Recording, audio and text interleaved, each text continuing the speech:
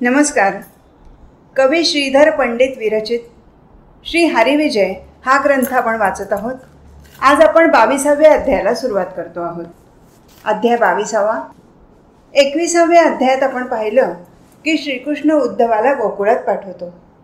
गोकुळातले लोक, गोपिका, नंद, यशोदा सगळ्यांना उद्धवांनी ब्रह्मज्ञान दिलं आणि मग तो मथुरेत परत आला आणि त्यांनी हरिदर्शन घेतलं. 22व्या अध्यायाच्या सुरुवातीला कवी श्रीधरांनी श्रीकृष्णरूपी आदिवृक्षाचं वर्णन केलं आहे. या वृक्षाचे चरणकमल मोक्षदायक आहेत.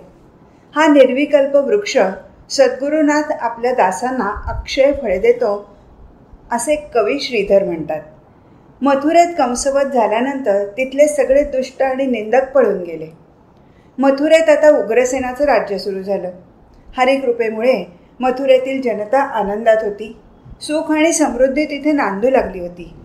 कंसवध झाल्यानंतर कंसाच्या 2 पत्नी अस्ती आणि प्राप्ती आपल्या पित्याकडे म्हणजे जरासंधाकडे गेल्या. मथुरेत काय काय घडलं आणि श्रीकृष्णाने कंसाला, मुष्टिक, चाणूरादी राक्षसांना कसं मारलं हे अस्ती आणि प्राप्ती यांनी जरासंधाला सांगितलं.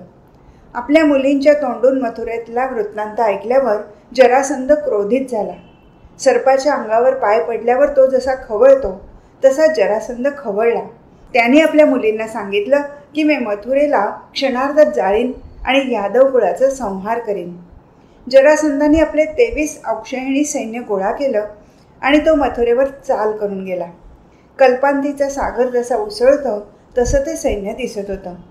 त्या सैन्यातल्या सैनिकांनी अनेक प्रकारची शस्त्र घेतली होती आणि 9 खंडातल्या 56 देशातील नाना प्रकारचे उत्कृष्ट घोडेही त्या सैन्य दलात होते. त्या घोड्यांची गती गरुडासारखी होती. त्या घोड्यावर कवच, टोप धारण केलेले स्वार सैनिक होते. पायदळ, घोडदळ आणि त्यामागे हत्तीदळ होतं. हत्तीवर सोनेरी पाखरा घातल्या होत्या. रत्नजडित चवरडोल होते आणि तेजस्वी असे ध्वज हत्तींवर फडकत होते. हातात अंकुश घेतलेले माहूत हत्तीवर बसले होते. त्या हत्तींच्या मागे अनेक रथ गडगडाट करत चालले होते. मणिमय स्तंभ आणि कनकवर्ण छत्र असलेल्या त्या रथांवरही गगनाला भेदणारे ध्वज फडकत होते. त्या रथांमध्ये अनेक प्रकारची शस्त्र होती आणि रथांवर महारथी आरूढ झाले होते. त्या रथांना जोडलेले घोडे सबळ होते आणि ते वाऱ्याच्या वेगाने धावत होते. रथांचे सारथी चतुर होते आणि त्यांच्या इशाऱ्यांवर रथांचे घोडे धावत होते. त्या विशाल सैन्याच्या मध्यभागी दिव्य अशा रथात जरासंध होता. जरासंधाचं सैन्य रातोरात मथुरेजवळ पोहोचलं. मथुरेभोवती सैन्यरूपी सागर पसरला होता. मथुरेतले लोक घाबरले. त्यांना वाटलं की हा तर प्रलयच आला आहे. आता हा जरासंध मथुरेला समूळ नष्ट करेल असं साऱ्यांना वाटू लागलं. मथुरेची सारी महाद्वारं बंद करण्यात आली. कंसाला मारलं म्हणून त्याचा सासरा जरासंध मथुरेवर चाल करून आला आहे हे सगळ्यांच्या लक्षात आलं. मथुरेतले वीर बुरुजावर चढून शत्रुसैन्य पाहत होते आणि साशंक होऊन आपापसात बोलत होते. कृष्ण आणि राम यांनीही दुर्गावरून ते सैन्य पाहिलं. श्रीकृष्णाजवळच उग्रसेन उभा होता. त्यांनी श्रीकृष्णाला विचारलं की आता काय करावं. सात्यकी, उद्धव, अक्रूर म्हणू लागले की मोठं संकट आलं आहे. ज्याच्या इच्छेने या पृथ्वीवरील सर्व घटना घडत असतात त्या यादवेंद्रांनी भोवतालच्या माणसाचे 3 चेहरे पाहिले आणि मग त्यांनी ऊर्ध्व दिशेकडे पाहिले. अचानक 2 दिव्य रथ खाली उतरले. त्यांचं तेज सहस्र सूर्याप्रमाणे होतं. त्यांच्यावर गरुडध्वज झळकत होते. त्या रथांमध्ये शारंग, शंख, चक्र, गदा ही सारी आयुधं होती आणि त्या रथांचे सारथ्य दारूक करत होता. त्या रथांना जोडलेले घोडेही देवाप्रमाणे अमृतपान करणारे होते. दुसऱ्या रथावर राम आरूढ झाला. त्या रथावर ताडाचं चित्र असलेला ध्वज होता. त्या रथाला जोडलेले 4ही घोडे श्वेतवर्णाचे होते आणि त्या रथात नांगर, मुसळ अशी आयुधं होती. ते 2 रथ पाहून असं वाटत होतं की मथुरेत चंद्र सूर्य प्रकटले आहेत. दारुकाने श्रीकृष्णाला साष्टांग नमस्कार घातला. देखता देखत श्रीकृष्ण चतुर्भुज झाला. त्यांनी आपल्या 4ही हातांमध्ये शस्त्र घेतली आणि तो त्या दिव्य रथावर आरूढ झाला. दुसऱ्या रथावर बलराम आरूढ झाला. त्या दोघांचा आवेश पाहून उग्रसेनालाही स्फुरण चढलं. त्यांनी आपलं चतुरंग दळ सिद्ध करायला सांगितलं. नगारे वाजवण्याची आज्ञा दिली आणि सर्व यादवांना एकत्र आणलं. उद्धव आणि अक्रूर हे दोघंही रथावर आरूढ झाले. बलराम आणि श्रीकृष्ण यांनी शंख वाजवले. त्या आवाजाने जरासंधाचं सैन्य दचकलं. वीर भयभीत झाले. दुर्गावरून शत्रुसैन्याचा तोफांचा मारा सुरू झाला. शत्रूचे तोफगोळेही किल्ल्याच्या आत येऊन पडू लागले. मग मथुरेचं महाद्वार उघडलं गेलं. सिंहनादासारखी गर्जना करत यादवांचं सैन्य रामकृष्णांसमवेत बाहेर पडलं.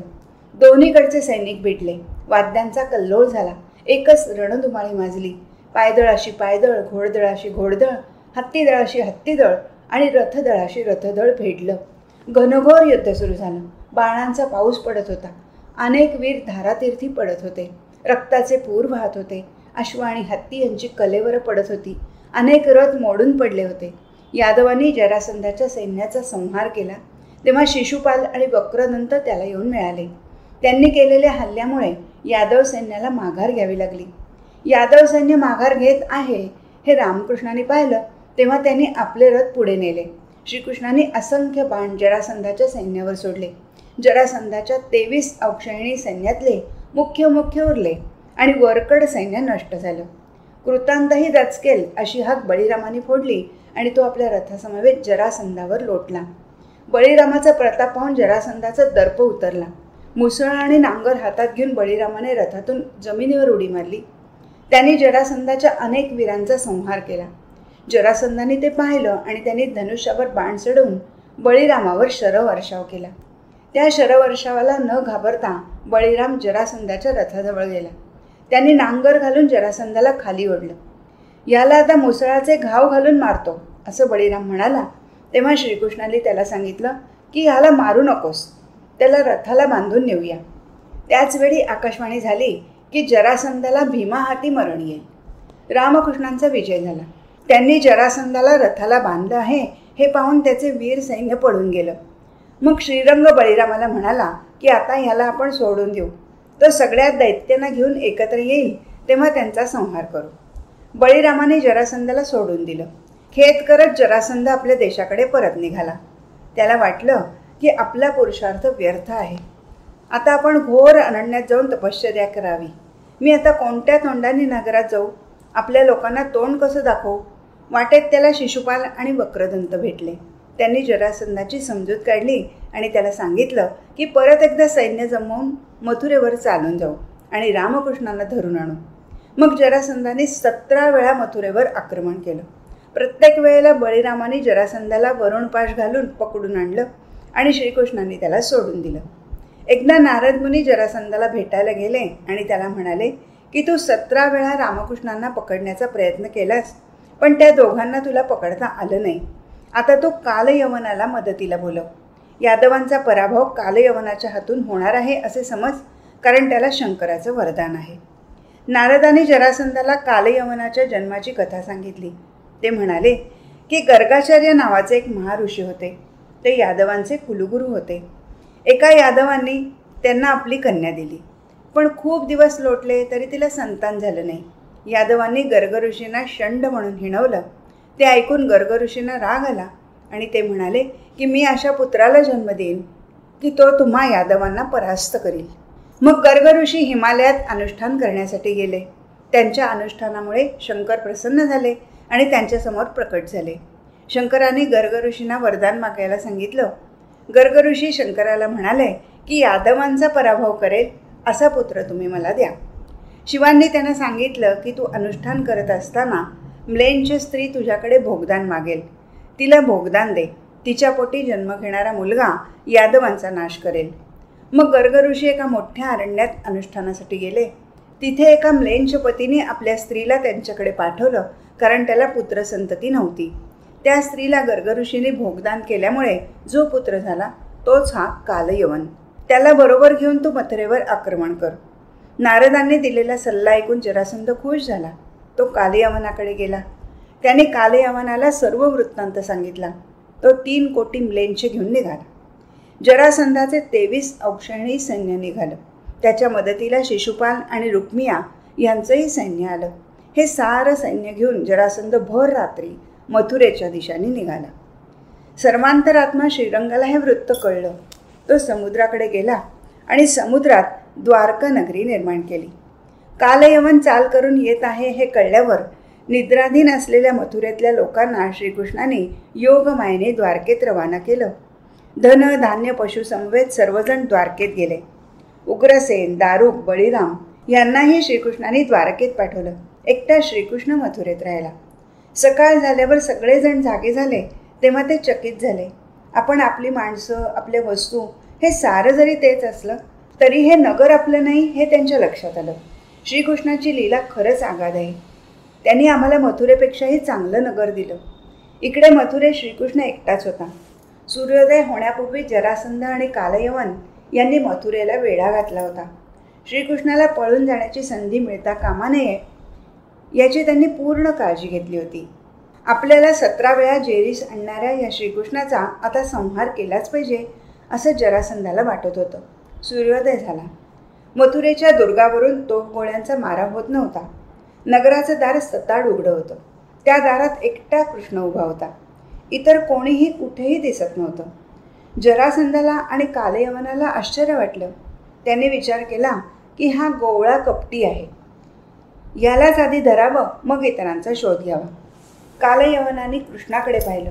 श्रीकृष्ण निशस्त्र होऊन जमिनीवर उभा होता. कालयवन जरासंधाला म्हणाला की आता मी या कृष्णाला धरून आणतो. याला रथाला बांधून घेऊन जाऊ. कालयवन श्रीकृष्णाच्या दिशेने आवेशाने धावला. तो जवळ आल्यावर श्रीकृष्ण हसला आणि गर्गवचन खरे करण्यासाठी निघाला. ज्याच्या इच्छेप्रमाणे सगळं होत असतं तो कालयवनाच्या भीतीने पळत होता, शिववचनाचा मान राखण्यासाठी. अवघ्या सैन्यासमोर श्रीकृष्ण क्षणात नाहीसा झाला. श्रीकृष्ण विजेच्या वेगाने धावत होता आणि कालयवन त्याच्या पाठी लागला होता. जरासंधाचं आणि कालयवनाचं सैन्य खूप मागे राहिलं होतं. श्रीकृष्णाने अनेक अरण्य, महाकठीण पर्वत पार केले. श्रीकृष्ण दक्षिण प्रयाग इथे पोचला. तिथे त्याला भार्गवराम भेटला. दोघांनी क्षेमलिंगन केलं. परशुरामाने श्रीकृष्णाला त्याचं वर्तमान विचारलं. कालयवन माझ्या पाठी लागला आहे असं श्रीकृष्णाने सांगितलं. कालयवन म्हणत होता की गोकुळात अनेक लीला दाखवणाऱ्या तुझे माझ्यापुढे काही चालणार नाही. जरासंधाला 17 वेळा तू हरवलंस, पण माझ्या भीतीने तू आज पळ काढतो आहेस. कालयवन श्रीकृष्णाचा पाठलाग करत होता, पण त्याच्या हाती तो लागत नव्हता. श्रीकृष्ण आपल्या गळ्यातल्या तुलसीमाला आणि फुलांचे हार वाटेवर टाकत होता आणि कालयवन त्या खुणांवरून त्याचा माग काढत पुढे चालला होता. श्रीकृष्ण पराशर पर्वतावर पोचला. तिथे पराशर ऋषी तपश्चर्या करत होते. श्रीकृष्णाने त्यांना वंदन केलं. कालयवनाला श्रीकृष्ण दिसत नव्हता म्हणून त्यांनी त्या पर्वताभोवती अग्नी लावला. ऋषींना त्या अग्नीची आच लागते आहे हे पाहून श्रीकृष्णाने तो अग्नी क्षणात विझवला. तिथून श्रीकृष्ण पश्चिम दिशेने जाऊ लागला. आपण कोणत्या मार्गाने जात आहोत याच्या खुणा मागे ठेवत श्रीकृष्ण पुढे चालला होता. एका पर्वताच्या दरीतील एका गुहेत मुचकुंद बराच काळ निद्रा घेत होता. मुचकुंद हा सूर्यवंशी राजा मांधात याचा मुलगा होता. त्याने खूप काळपर्यंत दैत्यांशी युद्ध केलं आणि स्वर्गाचं रक्षण केलं होतं. तो त्या युद्धामुळे खूप दमला होता. त्याच्या पराक्रमामुळे इंद्र त्याच्यावर प्रसन्न झाला होता. इंद्राने मुचकुंदाला वर मागायला सांगितलं. त्यावर मुचकुंद इंद्राला म्हणाला की मी आता दीर्घ काळ निद्रा घेणार आहे. माझी ही निद्रा समाधी जो भंग करेल त्याचं भस्म होईल आणि त्याचवेळी जगज्जीवन मला भेटेल असा मला वर द्या. इंद्राने तथास्तु म्हणून त्याला वर दिला. मग मुचकुंद ह्या गुहेत येऊन झोपला. श्रीकृष्णाने त्याच गुहेत प्रवेश केला. त्याने आपलं पितांबर काढून तो मुचकुंदाच्या अंगावर घातला आणि तो पुढे जाऊन लपून राहिला. काही वेळाने श्रीकृष्णाच्या मागावर असणारा कालयवन तिथे आला. त्याला श्रीकृष्णाचा पितांबर दिसला. कालयवनाने पितांबराखाली निजलेल्या मुचकुंदावर लत्ता प्रहार करून त्याला जागं दिलं. मुचकुंद खडबडून जागा झाला आणि त्यांनी क्रोधाने कालयवनाकडे पाहिलं. कालयवन क्षणात भस्मसात झाला. सूत्रधारी नारायणाने कालयवनाला मुचकुंदाकडून मारवलं. मुचकुंद सावध झाला तेव्हा त्याला पितांबर दिसलं. त्या पितांबराच्या सुवासाने मुचकुंद सद्गदित झाला. त्याने समोर पाहिलं तर त्याला चतुर्भुज मधुकैट भारी दिसला. त्याला पाहून मुचकुंदाचं मन शांत झालं. त्याने श्रीकृष्णाला साष्टांग नमस्कार घातला आणि त्याला विचारलं की तू कोण आहेस. श्रीकृष्णाने त्याला सांगितलं की या पृथ्वीवरील दुष्टांचा भार कमी करण्यासाठी मी कृष्णावतार धारण केला आहे. मुचकुंदाने त्याचे चरण धरले. त्याचे अष्टभाव जागे झाले. इंद्राने दिलेलं वरदान आज पूर्ण झालं. श्रीकृष्णाने माझ्या अंगावर पितांबर पांघरला आणि माझ्या अज्ञानाचा अंधकार दूर केला, मला सावध केलं. या विचाराने मुचकुंदाने श्रीकृष्णाची स्तुती केली. ती स्तुती ऐकून श्रीकृष्णाला संतोष झाला. त्याने मुचकुंदाला सांगितलं की तू आता बद्रिकाश्रमात जा. तिथे व्यास आणि इतर विद्वज्जन राहतात. त्यांच्या संगतीमुळे तुला निर्वाण ज्ञान प्राप्त होईल. श्रीकृष्णाने त्याला उपदेश केला. कसं वागावं, कसं राहावं, काय करावं, काय करू नये ते सांगितलं. श्रीकृष्णाचा तो उपदेश मुचकुंद मोठ्या श्रद्धेनं ऐकत होता. मग त्याने परत एकदा श्रीकृष्णाला साष्टांग दंडवत घातला आणि तो त्या गुहेच्या बाहेर आला. द्वापार युगाचा अंत जवळ आला आहे आणि कलियुग जवळ आलं आहे हे मुचकुंदाला जाणवलं. मुचकुंद कोणाशीही न बोलता बद्रिकाश्रमात गेला. तिथे त्याला संत समागमाचा अहर्निश लाभ झाला. मुचकुंद गेल्यावर श्रीकृष्णही त्या गुहेबाहेर पडला. त्याचवेळी बळीराम श्रीकृष्णाचं वर्तमान जाणून घेण्यासाठी द्वारकेहून आला. जरासंध, त्याचं सैन्य आणि कालयवनाचं सैन्य आपल्या पाठीमागे लागलं आहे हे त्या दोघांनी पाहिलं. कालयवन भस्मसात झाला आहे हे जरासंधाला कळलं आणि त्याचं सैन्य राम आणि घननीळ यांच्या पाठीमागे लागलं. ते दोघेही गोमांताचलावर गेले. 11 योजने उंच असलेल्या त्या पर्वतावरून रामकृष्ण गुप्त झाले. जरासंधाच्या सैन्याने त्या पर्वताला वेढा घालून ठेवला आणि त्याच्या चहूबाजूने आग लावली. आगीच्या ज्वाळा गगनाला जाऊन भिडल्या. त्या पर्वतावरचे पशुपक्षी त्या आगीच्या आचेमुळे तडफडू लागले. श्रीकृष्ण आणि बलराम गरुडावर बसून त्या पर्वतावरचा तो विध्वंस पाहत होते. भीमक रथ घेऊन आला आणि रामकृष्ण त्या रथावर कोल्हापुरात आरूढ झाले आणि वेगाने मथुरेकडे निघाले. दारुक द्वारकेहून रथ घेऊन आला. मग रामकृष्णाने पुढची वाटचाल त्या रथावरून केली. जरासंध आपल्या सैन्यासह त्यांचा पाठलाग करत आहे हे पाहून श्रीकृष्णाने त्या सैन्यावर सुदर्शन चक्र सोडलं. ते सुदर्शन चक्र पाहून सगळे महावीर पळू लागले. कालयवन आणि जरासंध यांच्या सैन्याचा या चक्राने संहार केला. मग रामकृष्ण मथुरेत आले. मथुरेतल्या उग्रसेनाचं धन घेऊन श्रीकृष्ण आणि बलराम द्वारकेकडे निघाले. त्यांच्या मागे परत एकदा जरासंध लागला. बलराम धन घेऊन द्वारकेकडे गेला आणि श्रीकृष्णाने आपला रथ वळवला. त्यांनी धनुष्य हातात घेतलं आणि जरासंधाबरोबर निर्वाणीचं युद्ध केलं. जरासंधाचा पराभव केला आणि मग तो द्वारकेकडे गेला. अनर्थ देशाच्या रैवत नावाच्या राजाची मुलगी रेवती अतिशय सुंदर होती. त्याने ब्रह्मदेवाला विचारलं की मी माझी कन्या कोणाला देऊ. तेव्हा ब्रह्मदेवाने त्याला सांगितलं की तुझी कन्या तू बलरामाला दे. ब्रह्मदेव स्वतः रामकृष्ण आणि उग्रसेनाला घेऊन अनर्थ देशात गेला. रैवत राजाने आपली कन्या रेवती विधीपूर्वक बलरामाला दिली. अपार आनंद देऊन त्यांनी बलराम कृष्णाचा निरोप घेतला. रेवतीला घेऊन मग सर्वजण द्वारकापुरीत आले. पुढच्या अध्यायात रुक्मिणी स्वयंवराची सुरस कथा आहे. कालयवनाच्या मृत्यूची कथा सांगणारा हा 22वा अध्याय इथे पूर्ण झाला. अध्याय 23. 22व्या अध्यायात कालयवनाचा मृत्यू कसा झाला आणि बलराम श्रीकृष्णांनी जरासंधाचा पराभव कसा केला याचं वर्णन आलं आहे. त्यानंतर बलरामाचा विवाह रेवतीबरोबर झाला. विदर्भ देशात भीमक नावाचा एक बलाढ्य राजा राज्य करत होता. तो अतिशय सुशील आणि सात्विक होता. त्याला रुक्मी, रुक्मरथ, रुक्मबाहू, रुक्मकेशी आणि रुक्ममाळी असे 5 पुत्र होते. अनंत शक्तीची स्वामिनी असलेली माया रुक्मिणीच्या रूपाने भीमकाची कन्या म्हणून जन्माला आली होती. रुक्मिणीची कांती तप्त सुवर्णाप्रमाणे होती. आकर्ण नेत्र असलेल्या रुक्मिणीचं मुख अतिशय सुंदर होतं. आपल्या मंदिरात ती सहज जरी बोलली तरी तिथे तिच्या दातांच्या तेजाचा प्रकाश पडत असे. तिच्या अंगाला येणाऱ्या सुगंधामुळे दशदिशा भरून जात होत्या आणि ती जाईल तिथे वसंत ऋतू जात होता. एकदा भीमक राजा रुक्मिणीला आपल्याजवळ घेऊन बसला होता. सगळे नृप सभोवती बसले होते. त्यावेळी भीमक राजाच्या सभेत कीर्तिमुख नावाचा एक ब्राह्मण आला. तो 64 कलामध्ये प्रवीण होता आणि त्याने पृथ्वी पर्यटन केलं होतं. भीमकाने त्या ब्राह्मणाचा सन्मान करून त्याला उत्तम आसनावर बसवलं आणि त्याला विचारलं की तुम्ही कुठून आला आहात. ब्राह्मण त्याला म्हणाला की धरणीपती, मी या पृथ्वीवरचे अनेक नृपती पाहिले. द्वारकापती श्रीकृष्णालाही पाहिलं. श्रीकृष्णाचं नाव ऐकताच भीमक सावध होऊन ऐकू लागला. कीर्तिमुखाने द्वारकापती श्रीकृष्ण कसा दिसतो, कसा आहे याचं वर्णन त्या सभेमध्ये केलं.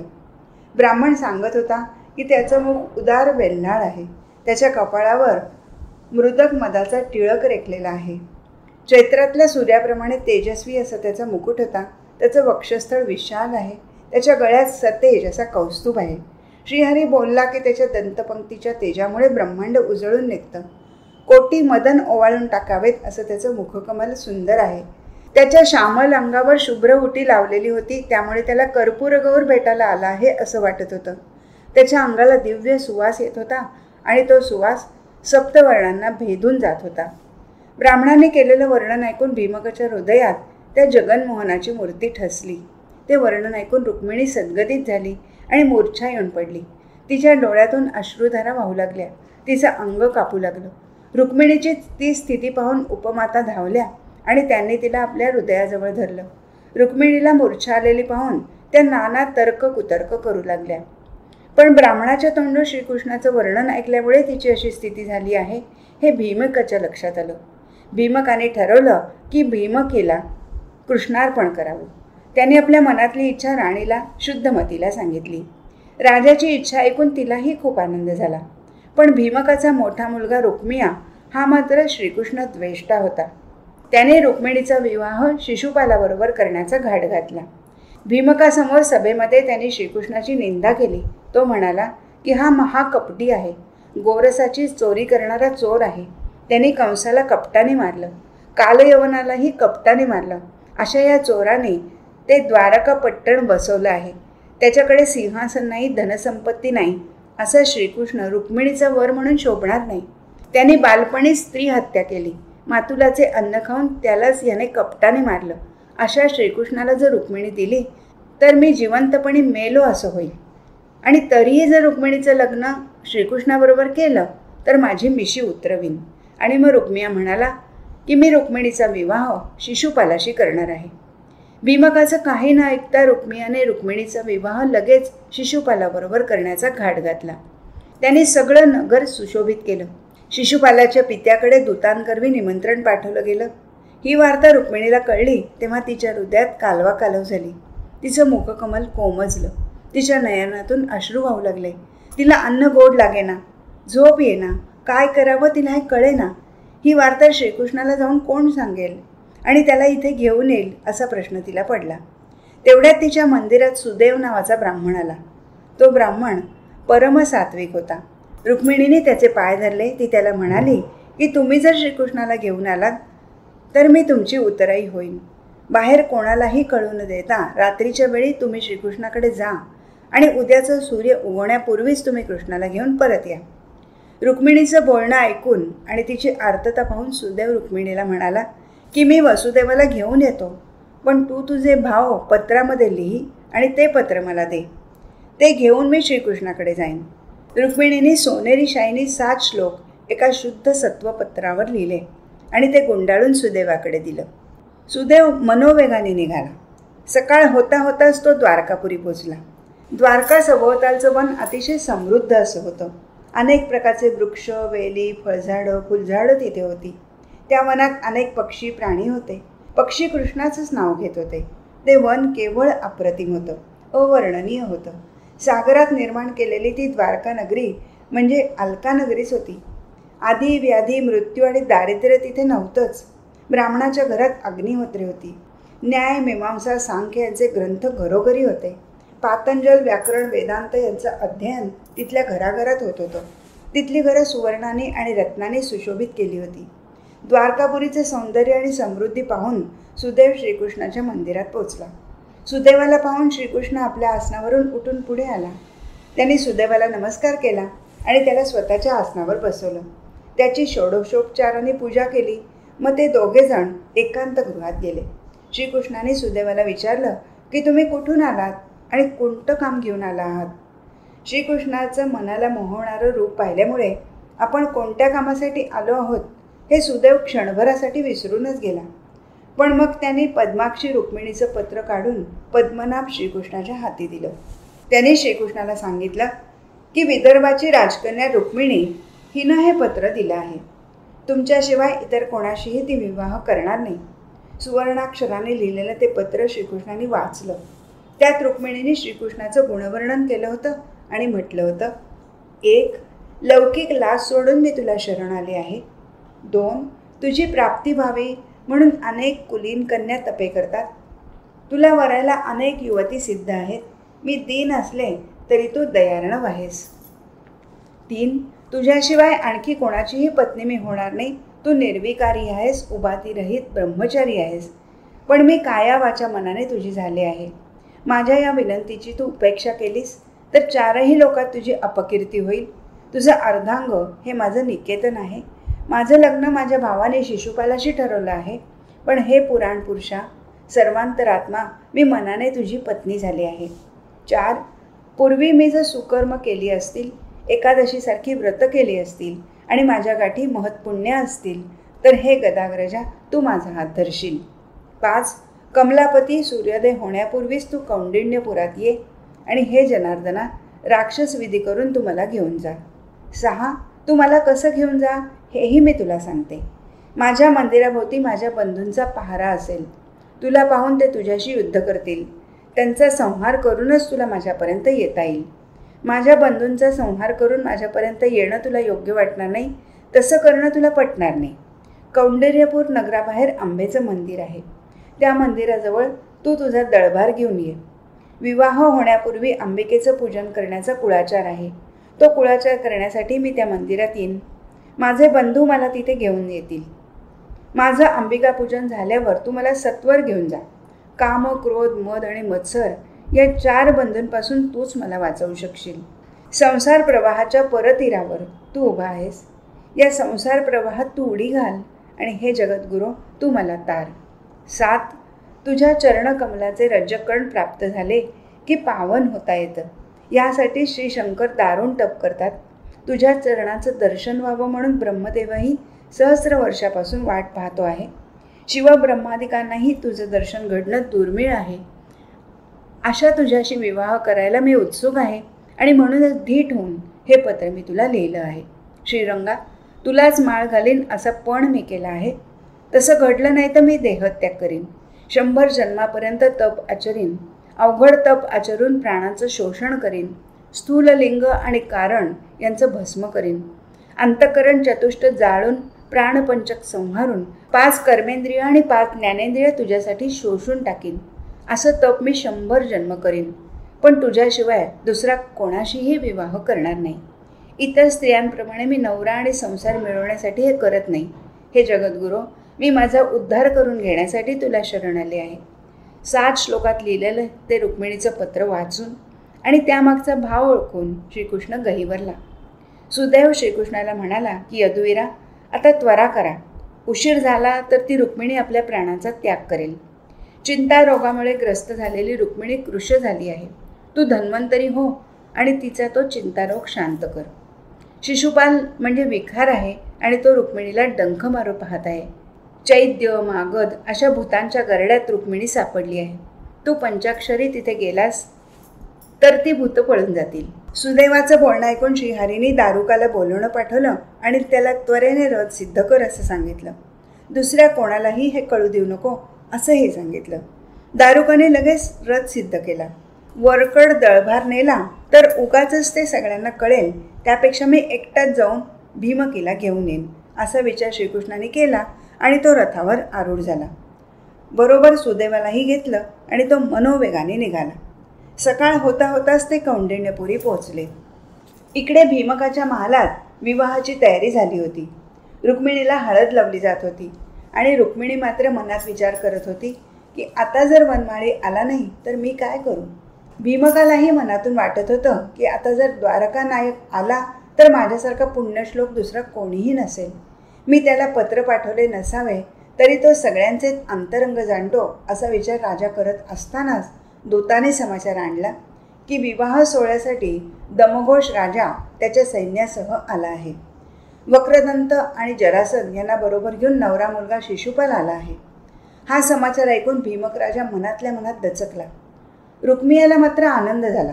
तो आपल्या पित्याला भीमकाला घेऊन वराडाच्या स्वागतासाठी नगराबाहेर गेला.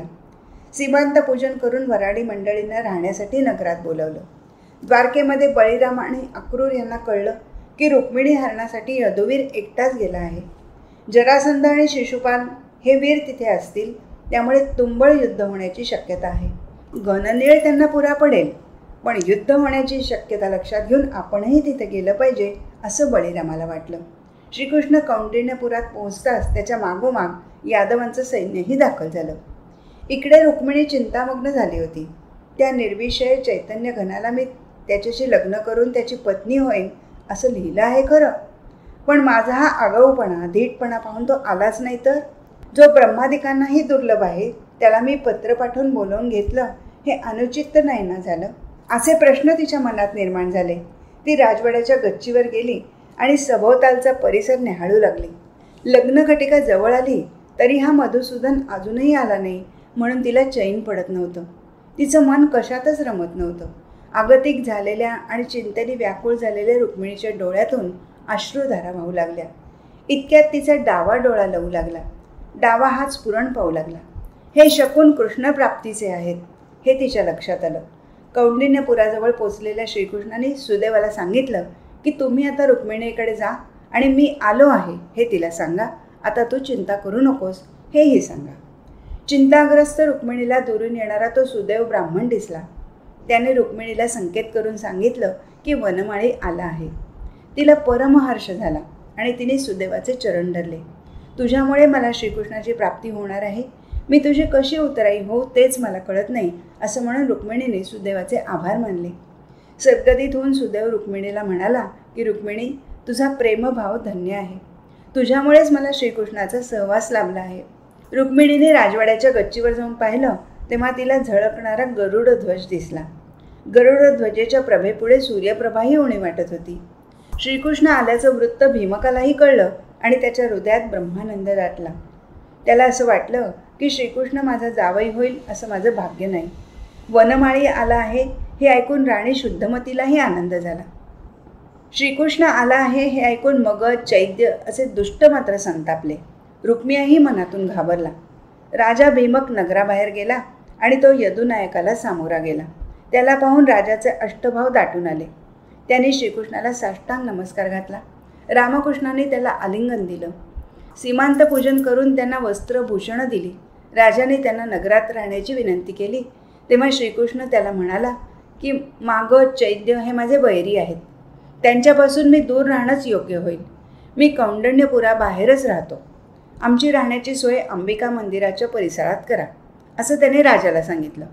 मग श्रीकृष्णाला घेऊन राजा भीमक स्वतः अंबिकापुराकडे जायला निघाला. श्रीकृष्णाला पाहण्यासाठी नगरजनही धावले. राणी शुद्धमतीनेही श्रीकृष्णाला पाहिलं आणि तिला वाटलं की कोटे काम ह्याच्यावरून ओवाळून टाकावेत.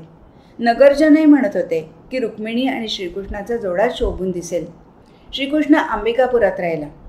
भीमकाने त्याची यथोचित व्यवस्था केली. रुक्मिणीचा मोठा भाऊ रुक्मिया मात्र श्रीकृष्णाच्या आगमनामुळे आणि भीमकाने त्याचे स्वागत केल्यामुळे अस्वस्थ झाला होता. त्यांनी चैद्य आणि मागध यांना सांगितलं की कृष्ण कपटी आहे. तो केव्हा काय करेल ते सांगता येत नाही. त्यामुळे तुम्ही तुमचं सैन्य सज्ज ठेवा. विवाह सोहळा पार पडला की मग आपण कृष्णासहित सगळ्या यादववीरांचा संहार करू. लग्नघटिका जवळ आली तेव्हा रुक्मिया म्हणाला की चला आता नवऱ्या मुलाला घेऊन येऊ. त्याचं बोलणं ऐकून शुद्धमती म्हणाली की आपला कुळाचार विसरून कसं चालेल. आधी भीमकीला घेऊन जा आणि तिच्याकडून अंबिका पूजन करून घ्या. मगच सुलग्न होईल. रुक्मियाला लग्न लावण्याची घाई झाली होती. तो म्हणाला की आधी लग्न लावू आणि मग अंबिका पूजन करूया. पण भीमकाने सांगितलं की कुळाचाराप्रमाणे सारं झालं पाहिजे. मग रुक्मियाने आपल्या मनातली भीती बोलून दाखवली. तो म्हणाला की अंबिकापुरी श्रीकृष्ण राहिला आहे. तो परमकपटी यादव रुक्मिणीचं हरण करेल. राजाने रुक्मियाला हिणवलं. तो म्हणाला की तू षंड आहेस, नुसतीच बडबड करतोस. मग रुक्मियाचे चैद्य आणि मागध यांचे दळभार मागवले आणि त्यांच्या संरक्षणात मायेला पूजायला आदिमाया रुक्मिणी चालली. आपल्या सख्यांबरोबर ती मंदिरात गेली. तिने षोडश उपचारांनी देवीची पूजा केली. शेवटी रुक्मिणी उभी राहिली आणि हात जोडून तिने देवीला वंदन केलं आणि म्हणाली की पंचभूतांचा मेळा करून तू ब्रह्मांड गोल रचला आहेस. तुझ्या मनात निर्माण झालेल्या इच्छा तू तत्काळ पूर्ण करतेस. मला तो श्रीपती सत्वर वरू दे हेच मागणं मी तुझ्याजवळ मागते आहे. शंकराला प्रिय अशी सुवर्णलता आंबेने औचितपणे तिच्या हातात दिली आणि सांगितलं की ही निलोत्पल माला घालून तू श्रीकृष्णाला याच क्षणीवर. रुक्मिणीने आंबेच्या चरणावर माथा ठेवला आणि तिचा आशीर्वाद घेऊन ती निघाली. रुक्मिणी देवळाबाहेर आली आणि ती देवळाभोवती प्रदक्षिणा घालू लागली. ती हंसगतीने चालली होती. आणि तिच्या चरणातले नुपूर रुंझुणत होते. तिने सोनेरी वस्त्र परिधान केली होती, त्यामुळे ती आकाशातली सौदामिनी वाटत होती. ती अतिशय लावण्यवती दिसत होती. तिला पाहून चैद्य मागधवीर विव्हळ झाले होते आणि त्यांच्या हातातली शस्त्र गळून पडली होती. आपल्या रथामध्ये सिद्ध असलेल्या श्रीकृष्णाने रुक्मिणीला येताना पाहिलं आणि त्यांनी दारुकाला रथ पुढे घ्यायला सांगितलं. निमिषार्धात तो भीमकीजवळ आला. तीही त्याच्याकडे सावधपणे पाहत होती. घनश्यामाने रुक्मिणीला आपल्या हाताने उचलून घेतलं. हर्षामुळे गाभऱ्या झालेल्या रुक्मिणीने आपल्या हातातली नीलोत्पल माला घननिळाच्या गळ्यात घातली आणि त्याच्या चरणावर आपलं मस्तक ठेवलं. श्रीकृष्णाने तिच्या मस्तकावर आपला हात ठेवला. विवाहाचा तो क्षण सूर्य पाहत होता.